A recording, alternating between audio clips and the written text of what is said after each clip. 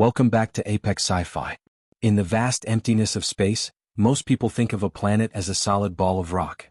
But in the deep sectors of the Orion Arm, there are giants that have no ground to stand on. Gas giants. These worlds are massive, swirling oceans of hydrogen and helium, where the pressure is so intense that it can turn gas into liquid metal. To most pilots, entering a gas giant is suicide. The turbulence can rip a hull apart, and the massive electrical storms create a wall of static that blinds even the most advanced sensors. It is the perfect place to hide if you have the stomach for it. Captain Crix had the stomach for it. Crix was a sky pirate who had spent 10 years raiding luxury liners and retreating into the clouds of Jupiter-class worlds. He believed he was untouchable. He believed that no hunter would risk their ship and their life to follow him into the crushing depths of a planetary storm. He had never met Silas Vane.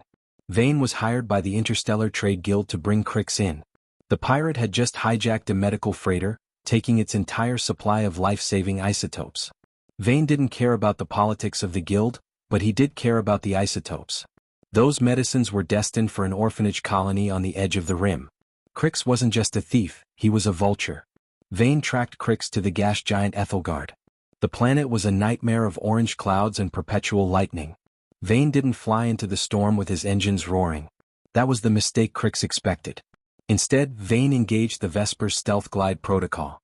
He cut the main thrusters and used the planet's own gravity to pull him down into the atmosphere. As the Vesper entered the upper cloud decks, the ship began to groan. The pressure was already 10 times that of Earth. Outside the cockpit, the view was a chaotic swirl of toxic gas. Massive bolts of blue lightning, each one powerful enough to vaporize a scout ship, arched between the clouds.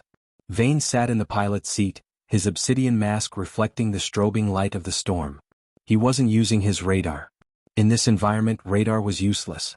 He was using a passive acoustic sensor, listening for the specific hum of a pirate frigate's engine against the roar of the wind. He found Crix in the eye of a massive 1,000-mile-wide cyclone.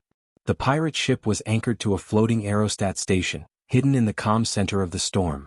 Vane didn't announce his arrival. He didn't fire his cannons. He adjusted the Vesper's wings and dove into the cyclone, using the wind to catapult him toward the station. He came out of the clouds like a spear of black glass. The pirate ship's alarms didn't even have time to sound before Vane fired a magnetic boarding harpoon. The cable punched through the pirate's hull, and Vane engaged the winch, pulling the Vesper tight against the larger ship. Vane stepped into the pirate frigate, his tattered black hood and cloak whipping in the pressurized air of the airlock. He didn't use a rifle. The space was too cramped, and a stray shot could breach the hull, killing everyone instantly. He used a high-frequency vibroblade and a set of gravity grenades. The pirates were caught off guard. They were used to fighting other ships, not a lone hunter who moved like a shadow through their own corridors. Vane was a blur of black against the red emergency lights of the ship. He moved with a cold, mechanical efficiency, disabling the crew with non-lethal strikes to their nerve centers. He reached the bridge. Crix was there, a scarred alien with 4 eyes, desperately trying to detach the ship from the aerostat. Crix screamed, drawing a heavy plasma pistol. "You're insane. We are at the crushing depth. If the anchors break, we all fall into the liquid core. Then surrender the isotopes," Vane said, his voice a low, mechanical growl. "And give me the codes to the ship's stabilizers." Crix fired. The plasma bolt splashed against Vane's shoulder, the heat-resistant mesh of his cloak absorbing the impact. Vane didn't flinch. He closed the distance in 2 strides, grabbed Crix's wrist, and twisted until the pistol clattered to the floor. Vane slammed the pirate against the main viewport. Outside, the cyclone was closing in. The calm of the eye was vanishing. "You have 10 seconds, Crix," Vane said, his blue visor glowing inches from the pirate's face.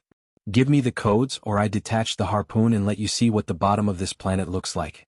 Crix looked out at the wall of purple clouds and the white-hot lightning. He saw the death he had used as a shield for a decade. He broke. He spat out the codes. Vane didn't just take the pirate. He took the whole ship. Using the stabilizers, he navigated the pirate frigate and the Vesper back through the storm, fighting the gravity and the wind for 3 agonizing hours. Every joint in the Vesper's frame was screaming by the time they broke through the upper atmosphere and into the silence of space. Vane delivered Crix and the stolen isotopes to the guild station. He didn't stay for the ceremony.